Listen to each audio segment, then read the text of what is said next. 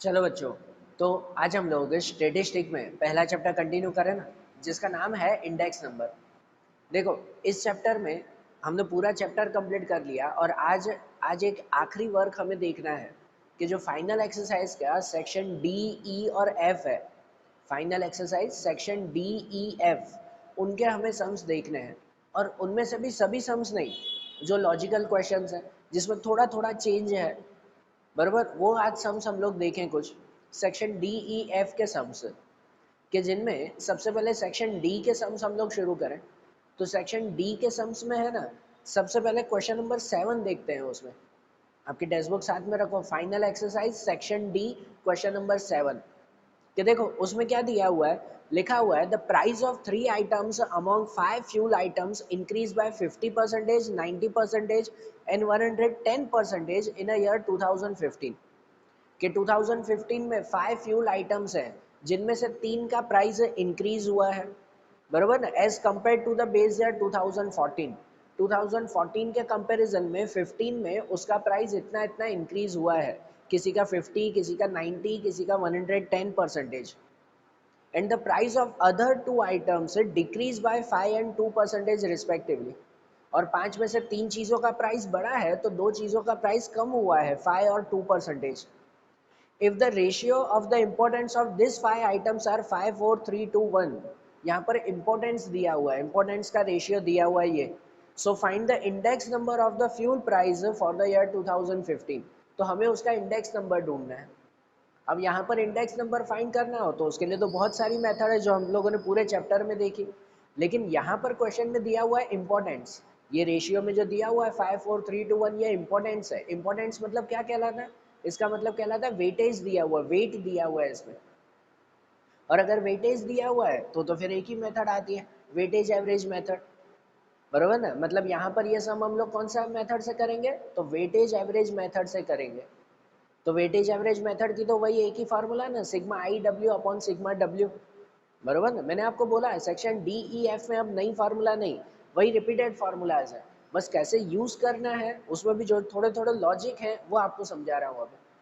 अब इसमें भी ये रेशियो दिया हुआ है, मतलब हम लोग वेटेज मेथड से करेंगे इसे, ठीक है।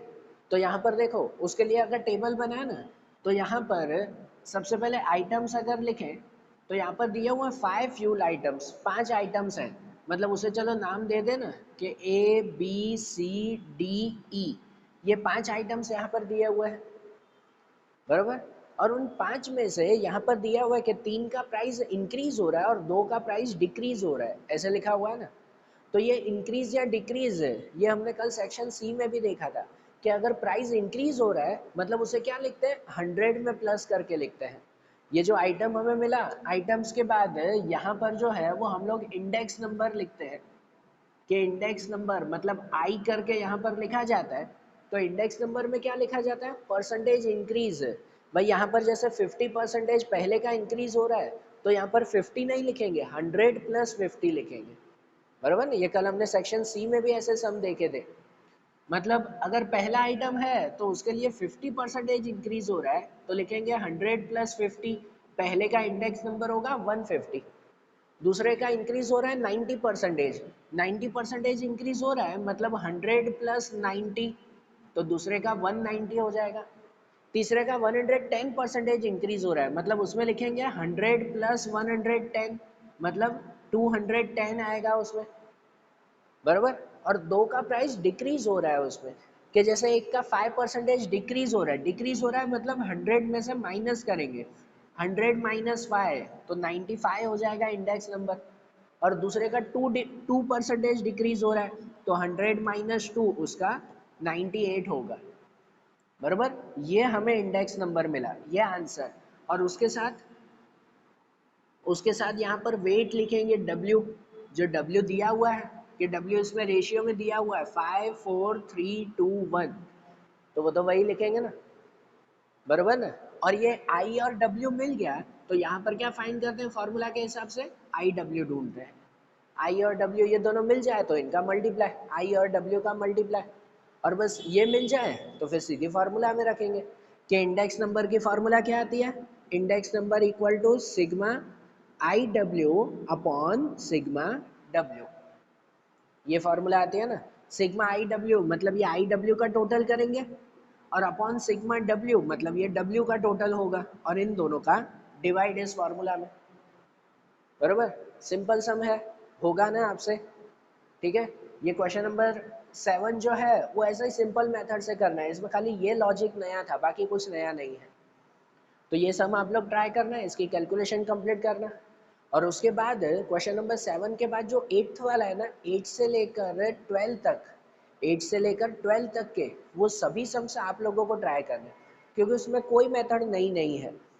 ये 8 से 12 तक के सभी सम्स जो हम लोगों ने एक्सरसाइज 1.1 और 1.2 में किए ना, वो सब मेथड के हैं। समझना ध्यान से कि जिसमें हमने स्टार्टिंग में देखा था fix base index number find करना, chain base index number find करना, ये सीखा था ना, या फिर फिक्स को चेन में कन्वर्ट करना, चेन को फिक्स में कन्वर्ट करना। तो यही सब मेथड सेक्शन डी में क्वेश्चन नंबर 8 से 12 तक है, वही सब सम्स है। तो वो सब सम आप ट्राई करना, 100% हो जाएंगे। वो ट्राई करना आप लोग। तो उसके बाद मैं 13 वाला सम करवा रहा हूँ, क्वेश्चन नंबर 13 एंड 14 वो थोड़े से लॉजिकल है, वो सम मैं करवा रहा हूँ आपको। तो ये सम अच्छी तरह से देखो, 7th वाला 8 से 12 तक के सम आप लोग ट्राई करो, तो फिर मैं 13 वाला सम उसमें देखूँ। अब देखो कि जैसे 13 वाला क्वेश्चन दिया हुआ है कि उसमें ऐसा लिखा हुआ है, if sigma P1 Q0 ratio sigma P0 Q0 equal to 5:3, और दूसरा एक रेशियो दिया हुआ है sigma P1 Q1 ratio sigma P0 Q1 equal to 3:2। तो इसके ऊपर से आपके क्वेश्चन में लिखा हुआ है कि इसमें लेस्पिरीज, पेस्ट्रीज और फिशर, ये तीनों इंडेक्स नंबर हमें फाइंड करने हैं, बरोबर ना, ये तीनों चीज़ें फाइंड करनी है। तो अगर ये तीनों चीज़ें फाइंड करनी है तो ये जैसे मटेरियल दिया हुआ है ना, उसके हिसाब से देखो कि अगर हम लोग लेस्पिरीज की फार्मूला रखते हैं ना, IL, तो लेस्पिरीज की अगर फार्मूला रखते हैं तो उसकी फार्मूला क्या आती है, sigma P1 Q0 upon sigma P0 Q0 multiply 100, यही फार्मूला आती है ना, P1 Q0 upon P0 Q0 multiply 100। तो यहाँ पर ये P1 Q0 और P0 Q0 उन्हीं की ही वैल्यू आपको दी गई है, बराबर। ये सब में सिर्फ आपको कंफ्यूज करने के लिए ऐसे दिया हुआ है, बाकी सबसे सिंपल क्वेश्चन है कि P1 Q0 और P0 Q0 ये फ्रैक्शन में लिखा हुआ है, तो रेशियो 5:3 होता है, तो उसे हम लोग अपॉन में भी तो लिख ही सकते हैं ना, फ्रैक्शन में भी तो लिख ही सकते हैं ना। या सिंपल समझो तो ये सीधा हो गया कि P1 Q0 मतलब 5 हुआ, P0 Q0 मतलब 3 हुआ।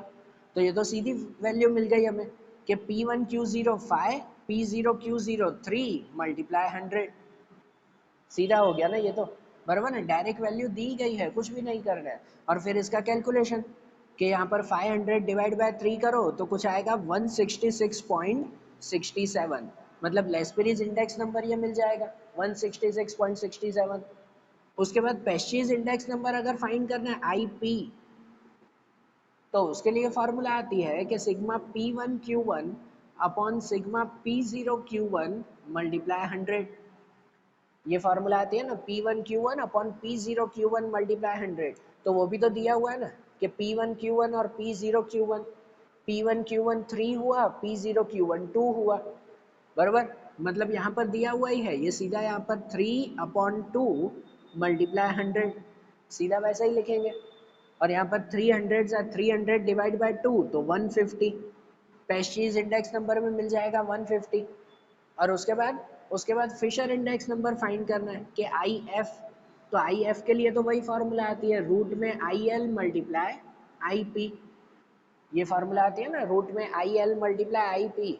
तो ये IL और IP दिया हुआ है, वही दोनों यहाँ पर रखें तो फिशर इंडेक्स नंबर में मिल जाएगा कि यहाँ पर IL कितना मिला 166.67, तो रूट में 166.67 मल्टीप्लाई IP मिला 150। तो इन दोनों का मल्टीप्लाई और रूट कर दें, तो मैं डायरेक्ट आंसर लिख रहा हूँ, इन दोनों का मल्टीप्लाई करें और रूट करें तो आंसर आएगा कुछ 158.12, बराबर। तो ये फिशर इंडेक्स नंबर में मिल गया, सिंपल था ना, ये भले रेशियो में दिया हुआ था, मतलब उसकी डायरेक्ट वैल्यू ही कहलाई ना, कि इस वैल्यू पर से ये लेस्पिरीज, पेस्ट्रीज और फिशर तीनों के इंडेक्स नंबर हमें मिल गए। समझ में आ रहा है, एग्जाम में अगर ऐसा सम पूछे तो कंफ्यूज मत होना, ये सबसे सिंपल क्वेश्चन है, ध्यान आ रहा है ना ये। तो जैसे 13th वाला क्वेश्चन देखा ना, इसे समझ लो क्या लॉजिक है उसमें, वो समझ लो, तो उसके बाद 14th वाला क्वेश्चन हम लोग देखें, बराबर। अब जैसे 14 वाले क्वेश्चन में मेंशन किया हुआ है कि यहाँ पर ऐसे लिखा हुआ है कि if Laspeyres and Paasche's index number are in ratio 4:5, इसका मतलब कि IL ratio IP equal to 4:5 है। Laspeyres and Paasche's index number का रेशियो वो 4:5 हुआ ना, बराबर ना, ऐसे दिया हुआ है। और साथ में दिया हुआ है कि Fisher index number is 150, Fisher index number उसका आंसर दिया हुआ है 150, तो हमें पेस्चेज इंडेक्स नंबर फाइंड करना है। ठीक है, ये वाले क्वेश्चन को इंपॉर्टेंट क्वेश्चन भी टिक कर लेना, एग्जाम में बहुत बार आता है और स्टूडेंट कंफ्यूज हो जाते हैं, बराबर। तो ये सब कैसे करना है, कौन सी मेथड से करना है वो समझना। यहाँ पर लेस्पेरीज एंड पेस्चेज इंडेक्स नंबर 4:5 दिया हुआ है। इससे पहले वाला जो क्वेश्चन था उसमें भी रेशियो दिया हुआ था, तो रेशियो की हमने सीधी फार्मूला रख दी थी, बराबर ना, डायरेक्ट फार्मूला रख दी थी हमने। लेकिन यहाँ पर वो डायरेक्ट फार्मूला नहीं यूज होगी, ठीक है, यहाँ डायरेक्ट फार्मूला नहीं यूज होगी, ये ध्यान रखना। क्योंकि जो पहले वाला क्वेश्चन था ना उसमें P0 Q0 P1 Q1 वो डायरेक्ट वैल्यू दी गई थी, ठीक है। यहाँ पर यहाँ पर ये डायरेक्ट वैल्यू नहीं है। मतलब आप लोग अगर ऐसे सम कर दो, जस्ट बता रहा हूँ कि अगर I F equal to, formula आती है ना फिशर इंडेक्स नंबर की, IL मल्टीप्लाई IP, समझना ये सम, ये वो बता रहा हूँ जो स्टूडेंट ऐसे मिस्टेक करके आते हैं कि I F equal to IL multiply IP। अगर ऐसे हम लोग लिखें तो जिसमें IF की वैल्यू दी गई है चलो 150, और फिर स्टूडेंट क्या करते हैं IL और IP उन दोनों की वैल्यू लिख देते हैं ये 4 और 5, बराबर, कि ये रेशियो में है तो IL 4 और IP 5, ऐसे लिखकर चले आते हैं कि भाई यहाँ पर 4 मल्टीप्लाई यहाँ पर 5, फिर उसकी कैलकुलेशन कर देते हैं। अरे समझो इसमें कैलकुलेशन फिर करने की ज़रूर क्या है, मतलब इसमें आप ढूंढोगे क्या। इसमें क्वेश्चन में लिखा हुआ है कि भाई पेस्चीज इंडेक्स नंबर फाइंड करो, IP ढूंढो, तो इसमें कुछ है ही नहीं, सभी तो नंबर दिए हुए हैं, IP मिलेगा कैसे उसमें से, समझ रहे हो। तो ऐसी मिस्टेक मत करना। जो पहला क्वेश्चन था उसमें डायरेक्ट जो फॉर्मूला की वैल्यू आती है ना, वो फॉर्मूला की वैल्यू इसमें दी गई है, इसमें नहीं, बराबर। तो ऐसे में जब रेशियो दिया हुआ हो ना, तो जो हम आगे के स्टैंडर्ड्स में फार्मूला करते थे या मेथड करते थे वैसे यूज करना है कि इस रेशियो को x सपोज करना है। क्या सपोज करना है, x में। मतलब यहाँ पर जो 4 और 5 का रेशियो दिया हुआ है, तो ये IL लेस्पेरीज इंडेक्स नंबर उसे 4x सपोज करें और पेस्चीज इंडेक्स नंबर उसे 5x सपोज करें। पहले के स्टैंडर्ड में ऐसा करते थे ना, जब भी रेशियो में कुछ दिया हुआ हो तो उसे x में सपोज करके लिखते थे। तो यहाँ पर भी वो मेथड करनी है, ठीक है ना। ऐसा जब क्वेश्चन हो तो ये ध्यान रखना। और देखो ऐसे क्वेश्चन हो ना तो ऑलमोस्ट याद ही रखा करो, क्योंकि बोर्ड की एग्जाम तक क्या होता है कि आपके स्कूल की एग्जाम में चलो ठीक है कि भाई टीचर्स पेपर निकालते हैं और उसके हिसाब से सम चेंज आते हैं, लेकिन बोर्ड की एग्जाम में आपके टेक्स्ट बुक के ही सम्स आते हैं, जो एक्सरसाइज में और जो इलस्ट्रेशंस में है वो नंबर भी नहीं बदले जाते, नंबर भी नहीं बदलते। मतलब ये क्वेश्चन होगा तो एज इट इज़ यही आएगा 4:5। समझ आ रही है बात है, नंबर भी नहीं बदलते। बोर्ड के एग्जाम में तो आपके टेक्स्ट बुक के ही क्वेश्चंस आते हैं, तो आप लोग सिर्फ और सिर्फ टेक्स्ट बुक पे ही ज़्यादा फोकस किया करो, ठीक है। तो ऐसे जब क्वेश्चन आए ना तो उन क्वेश्चन को याद कर लिया करो कि हाँ भाई ये क्वेश्चन है, मतलब उसमें ये मेथड यूज़ करेंगे, बराबर ना। अब समझो इसमें कि जैसे इसमें लेस्पेरीज और पेस्चीज इंडेक्स नंबर है तो उसे एक्स में सपोज कर लें। मतलब ऐसे सपोज करें कि let IL equal to 4x and IP equal to 5x, कि ये लेस्पेरीज इंडेक्स नंबर को 4x और पेस्चीज इंडेक्स नंबर को 5x से सपोज करें। और उसके साथ फिशर इंडेक्स नंबर तो दिया हुआ है कि IF इक्वल टू दिया हुआ है 150, वो तो कंप्लीट वैल्यू दी गई है ना।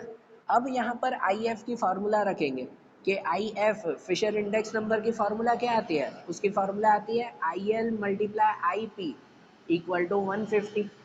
ये फिशर इंडेक्स नंबर की फार्मूला ही हुई ना, IL मल्टीप्लाई IP, बराबर ना, यही फार्मूला आती है। तो इसकी जगह पर यही लिखा कि IF equal to IL multiply IP और उसका आंसर दिया हुआ है 150। अब यहाँ पर IL और IP की ये वैल्यू रखेंगे, x वाली वैल्यू। मतलब अब ऐसे लिखा जाएगा कि रूट में IL की जगह पर लिखेंगे 4x और IP उस पर 5x इक्वल टू 150। जो रूट में इसका कैलकुलेशन हो जाएगा 4 5 20 और x हो जाएगा एक्स स्क्वायर, बराबर ना। 4 5 20 और x स्क्वायर इक्वल टू 150।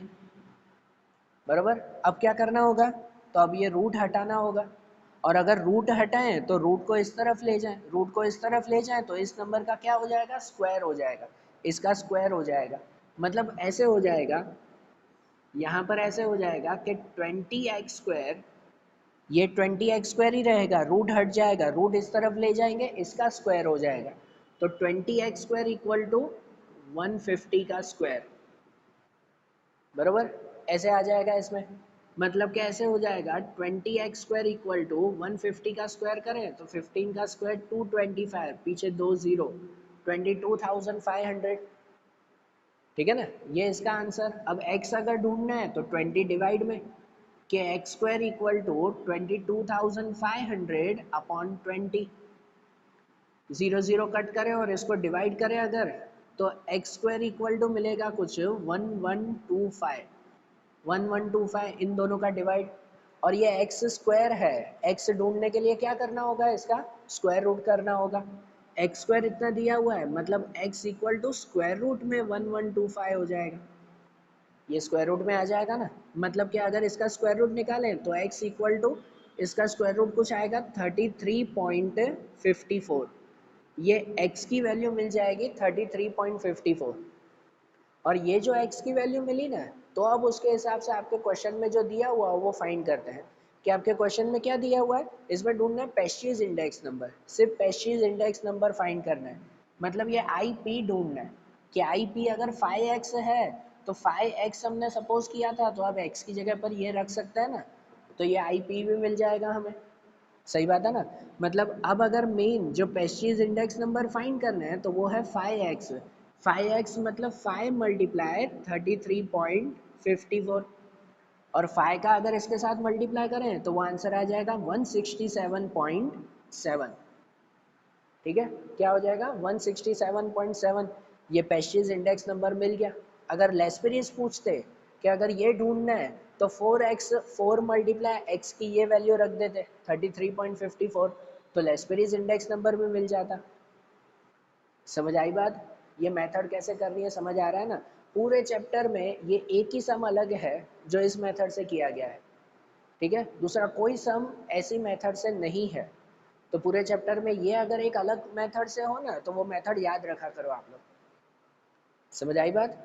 तो अब जैसे ये वाला क्वेश्चन किया ना, अब सेक्शन ई के हम लोग सम्स देखें, उसमें कौन कौन से इंपॉर्टेंट क्वेश्चंस हैं, मतलब किसमें थोड़ा अलग लॉजिक है, वो सम देखें हम लोग।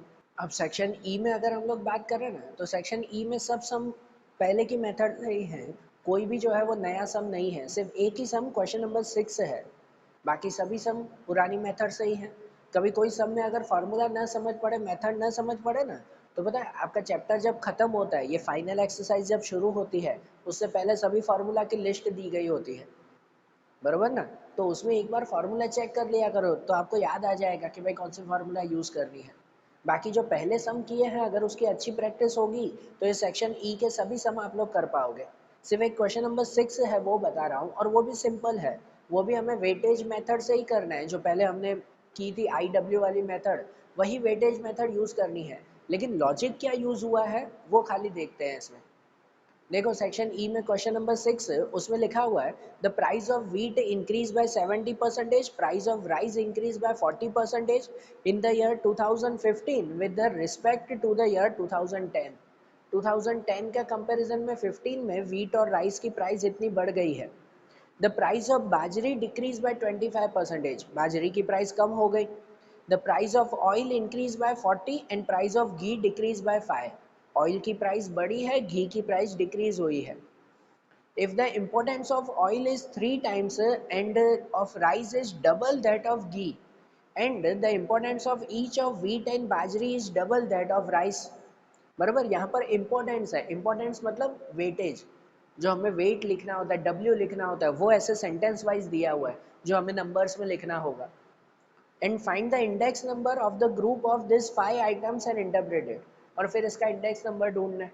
एकदम सिंपल सा क्वेश्चन है, लेकिन कैसे चेंज करके खाली दिया हुआ है वो हम लोग समझे कि यहाँ पर भी वो अगर इम्पोर्टेंस दिया हुआ है, मतलब वेटेज मेथड से, IW वाली मेथड से करेंगे, तो उसके लिए अगर टेबल बनाते हैं तो यहाँ पे सबसे पहले आइटम्स लिखेंगे, उसके बाद यहाँ पे लिखा जाएगा इंडेक्स नंबर, इंडेक्स नंबर जो आई कहते हैं हम लोग, और यहाँ लिखा जाएगा फिर वेट, बराबर ना, यहाँ पर वेट है जैसे डब्ल्यू कहेंगे हम लोग, वो लिखा जाएगा। तो यहाँ पर 5 आइटम्स दिए हुए, एक एक करके अगर समझे ना तो देखो फिर से पहला जो सेंटेंस दिया हुआ है, the price of wheat increase by 70%। पहला आइटम दिया हुआ है वीट, तो पहले वीट के बारे में लिखें कि उसकी प्राइस 70% इंक्रीज हुई। तो अभी सेक्शन डी में भी हमने देखा इंक्रीज हुई मतलब वो 100 में प्लस करके लिखते हैं, मतलब वीट के लिए लिखेंगे हम लोग 100 प्लस 70, कितना हो जाएगा 170 हो जाएगा, बराबर ना। वीट के लिए ये 170। फिर दिया हुआ price of rice increase by 40%, तो दूसरा आइटम राइस है, उसके लिए 40% इंक्रीज हुई है, तो 100 प्लस 40 140 लिखा जाएगा उसमें, बराबर ना। फिर आगे दिया हुआ है कि द प्राइस ऑफ बाजरी डिक्रीज बाय 25%, बाजरी की प्राइस डिक्रीज हुई है, मतलब तीसरा आइटम बाजरी है, उसके लिए डिक्रीज लिखेंगे तो 100 माइनस 25, तो 75 लिखा जाएगा उसमें, बराबर। एंड आगे लिखा हुआ है the price of oil increase by 40%, फिर ऑयल है, ऑयल 40% इंक्रीज हुआ, तो ऑयल उसमें लिखेंगे 100 प्लस 40, तो 140 वहाँ पे लिखा जाएगा। और घी के बारे में लिखा हुआ है घी डिक्रीज बाय 5%, आखिरी में घी के बारे में है कि वो 5% डिक्रीज हुआ, तो 100 माइनस 5 95, ये हमें इंडेक्स नंबर आई मिल गया। और अब वेट डब्ल्यू के बारे में, वेटेज के बारे में क्या दिया हुआ है, तो उसमें देखो जो सेंटेंस में लिखा हुआ है हमें यहाँ पर नंबर्स में लिखना है।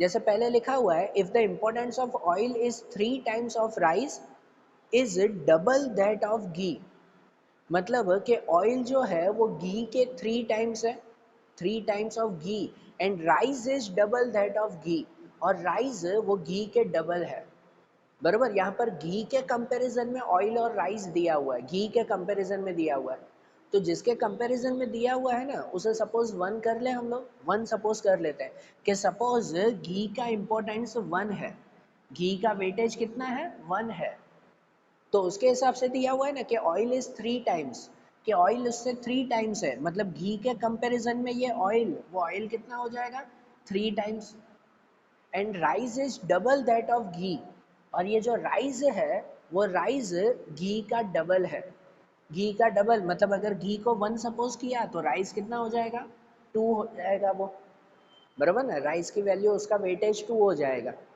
फिर आगे सेंटेंस में दिया हुआ है the importance of each of wheat and bajri is double that of rice, कि ये व्हीट और बाजरी ये दोनों जो है वो राइस के डबल है, राइस के डबल, मतलब अगर राइस में 2 है तो ये दोनों उसके डबल 4 होंगे, मतलब ये व्हीट भी इसका डबल 4 और ये बाजरी भी इसका डबल 4, तो ये मिल गया हमें वेटेज, बराबर ना। ये वेटेज जो उसमें सेंटेंस में दिया हुआ था ये हमने नंबर में लिखा है, ये इस सब में खाली चेंज है।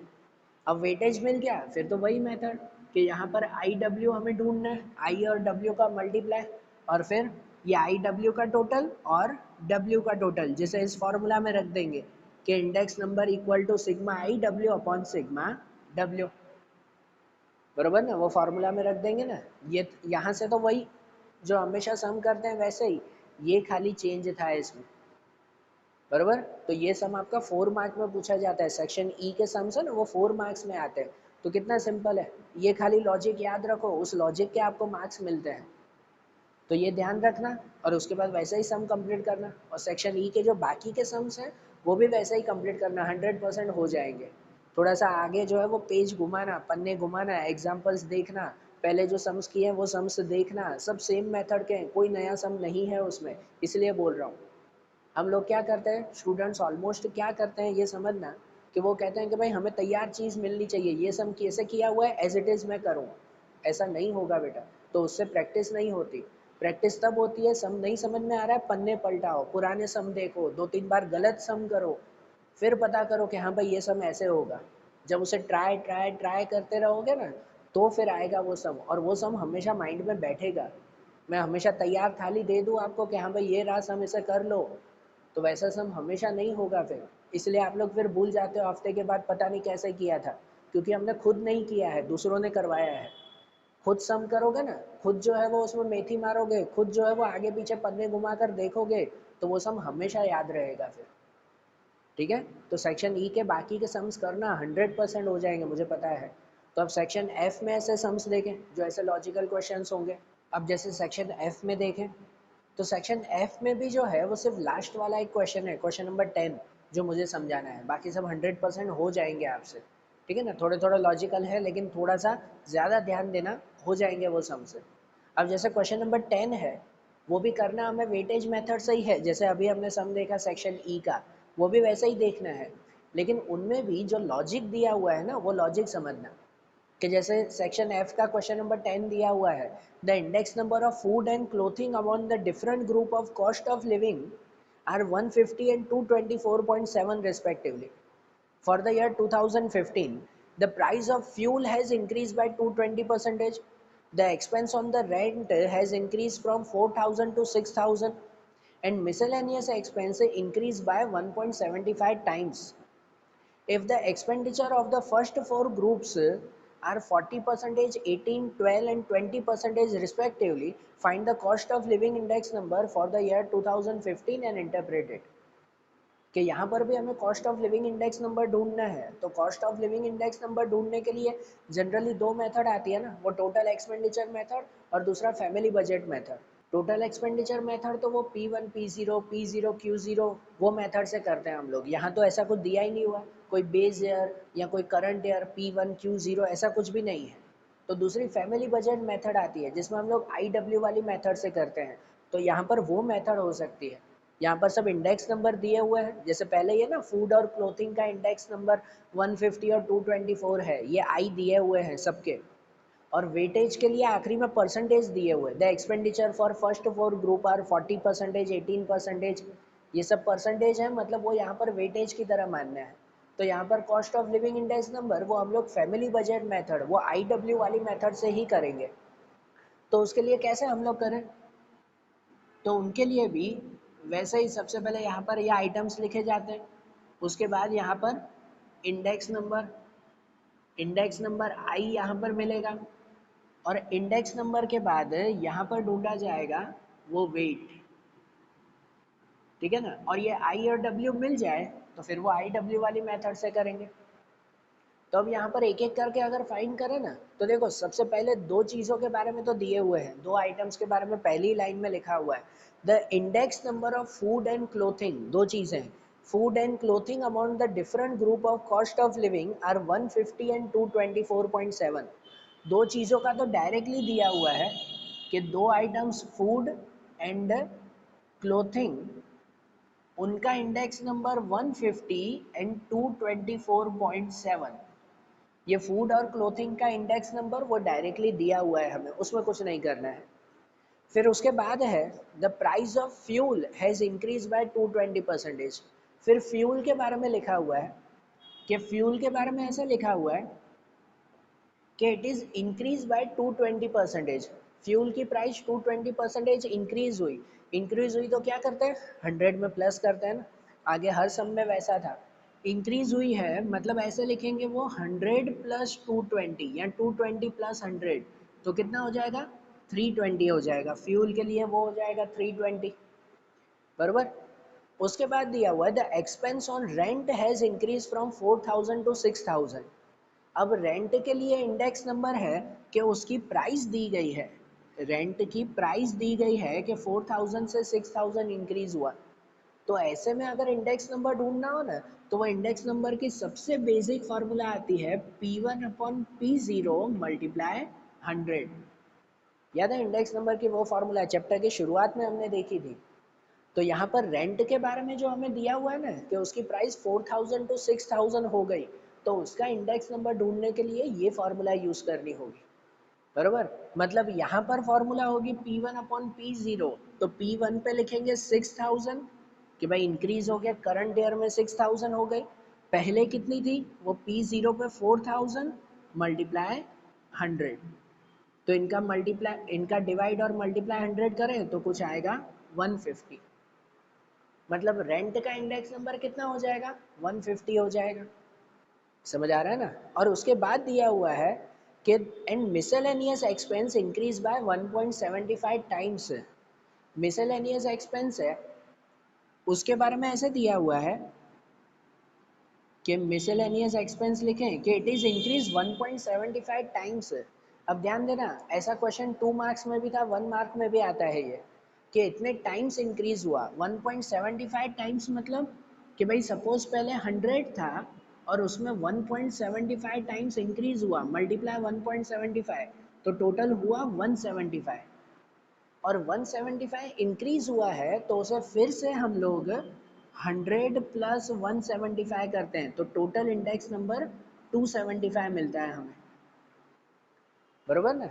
ये मेथड वो हमने सेक्शन सी में भी देखी थी, सेक्शन डी में भी देखी थी, ठीक है। इसे भूलना मत कि जब भी टाइम्स में दिया हुआ ना इतने टाइम्स, ध्यान देना आपके सेक्शन सी के सम्स देखो, उसमें एक सम था कि भाई प्रोडक्शन 9/8 टाइम इंक्रीज हो रहा है, बरोबर ना भाई, इतने टाइम्स इंक्रीज हो रहा है।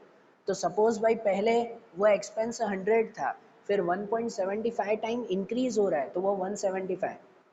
अब इतना इंक्रीज हो रहा है मतलब इंडेक्स नंबर में तो वो 100 में प्लस करते हैं ना, तो इंक्रीज करके मिलेगा ना। ये तो इंक्रीज वैल्यू हुई, बराबर। जैसे इसमें दिया हुआ था ना कि 220% इंक्रीज हो रहा है, तो हम लोग 100 प्लस 220 करते थे, तो ये जो 175 मिला वो 175 इंक्रीज हो रहा है, तो उसमें फिर 100 प्लस 175 करना होगा, तो 275 आएगा, बराबर। मतलब यहाँ पर मिसलेनियस एक्सपेंस में पहले जो है 100 मल्टीप्लाई 1.75 करना होगा, फिर जो आंसर मिले उसमें प्लस 100 करना होगा। 100 मल्टीप्लाई 1.75, जो 175 मिला, फिर 100 प्लस, मतलब मिसलेनियस एक्सपेंस 275 मिलेगा, बराबर। इसका ये लॉजिक खास ध्यान रखना, ये शॉर्ट सम में भी था, ठीक है ना।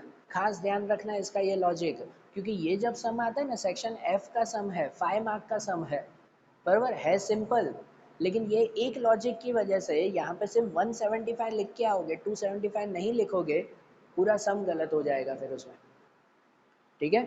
तो ये लॉजिक खास ध्यान रखना, इंपॉर्टेंट टिक करके रखना उसमें, कि ये सब में देखो, सब में अलग अलग मेथड थी। दो इंडेक्स नंबर सीधे दिए हुए थे, एक में 100 प्लस करके किया, एक में P1 P0 की मेथड लगाई इंडेक्स नंबर के लिए, एक में मल्टीप्लाई और प्लस किया, बरोबर है। तो ये सभी मेथड ध्यान रखना। अब ये सबके जो इंडेक्स नंबर मिल गए ना, तो अब वेटेज दिया हुआ है, तो वेटेज में ऐसा लिखा हुआ है, the expenditure of first 4 group are 40, 18, 12 और 20%।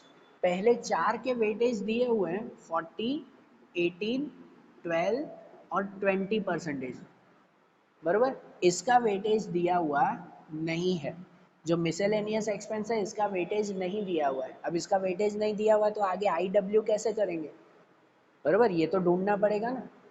और इसका वेटेज भी हम लोग लॉजिक से ढूंढेंगे, वो लॉजिक ऐसा कि ये जो वेटेज दिए हुए हैं ना, वो सभी वेटेज इस बार परसेंटेज में दिए हुए हैं आपको, 40%, 18%, परसेंटेज में है ना।